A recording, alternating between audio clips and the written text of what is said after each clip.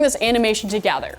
Make sure you sign up for a free student account if you want to grab the footage that Rich made for us to use in this lesson. One last shout out to Wacom for their support and for making the Cintiq. You can do cell animation without it, but it's so much nicer with one. We've got a lot of work to do, so let's get started. Welcome to lesson 5, everyone.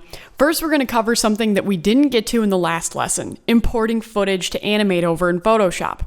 Some of you may have figured this out on your own, but we'll take a quick moment now to formally go over it.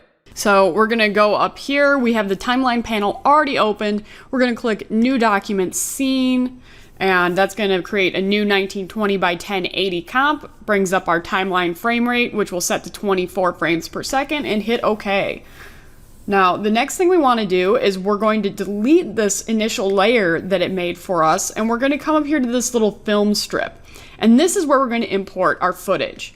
So we're going to go to Add Media and navigate to where our footage is. All right, so now we have our proxy footage imported into Photoshop, and you see that it plays back just fine. We're at our full 24 frames per second. Now, the reason that we have to bring this in at a full 1920 by 1080 is because if you try and transform this, there's a chance that Photoshop will crash. You're going to want to repeat this process to bring in your clean plate, which is the footage that doesn't have the proxy on it. The clean plate is going to be used to give us